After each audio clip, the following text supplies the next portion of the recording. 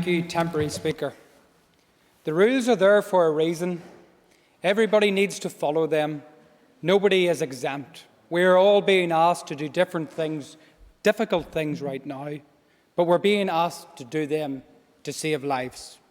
Deputy First Minister Michelle O'Neill, 9th of April. We have to send a message very clearly that by gathering in such big crowds, we're actually spreading the virus, and actually that's killing people. Deputy First Minister Michelle O'Neill, 4th of June. The public are rightly asking, Mr Temporary Speaker, and I asked it today, what Deputy First Minister O'Neill do we have before us in this House today? What Sinn Fein do we have with us in the House today? Do we have the one that rubber-stamped the coronavirus regulations? The one that stood upstairs preaching the messages previously outlined to the Northern Irish public? Is it the same one that called on businesses, named and shamed them, saying she will close them down if they do not follow or dare breach the regulations that she had put in place? Or is it the one that last Tuesday allowed the mask of respect, integrity and equality to slip from her face as she blatantly breached the very regulations that she helped set? Throughout COVID-19, we have asked people to make life-altering sacrifices. And yet Sinn Fein believe that the standards which apply to ordinary people in this country should not apply to them. In a truly free and fair society, everybody must be equal under the law and equally subject to the law. And I feel this point goes to the very heart of the huge levels of anger which we're seeing at this time and witnessing throughout this country. Northern Ireland's success in combating COVID-19 has been centred on the foundation of public and household support for the laws and guidance introduced. Absolutely. The member be aware of the Members' Code of Conduct. We all signed up to it when we became members here. It says in it, members shall base their conduct on a consideration of the public interest, avoid conflict between personal interest and the public interest, and resolve any conflict between the two at once and in favour of the public interest. That's the rules that our people have been abiding by, but seemingly drawn from the Members' Code of Conduct. Deputy First Minister and her party don't think they apply to them.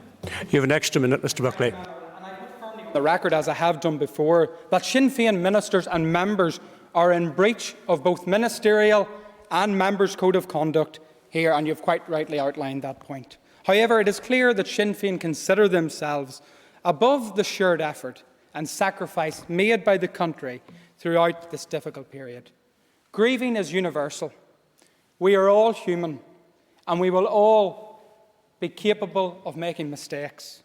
No one in this House, inside it or outside it, is infallible. But let me be very clear in what I'm going to say. This was no mistake. This was a premeditated, concerted effort from the Sinn Féin officials and hierarchy to bypass the law and place a hierarchy of grieving. Last week, I raised the conduct of 5 MLAs to the attention of an incoming Commissioner, and I'm glad that will be appointed soon, who were in attendance. But I'm afraid I'm going to have to correct the record, because it has now been brought to my attention and become apparent that some 10 plus Sinn Féin MLAs were in attendance at the funeral of Bobby Storey. The Deputy First Minister may not be able to bring herself to apologise, but she cannot escape the reality.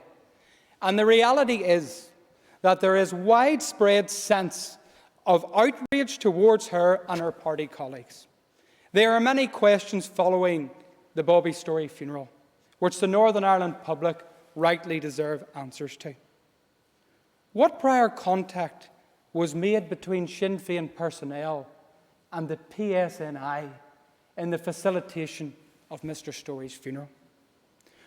What made Bobby Storey's funeral any different to Belfast City Council from every other funeral or cremation within its jurisdiction throughout the COVID-19 period?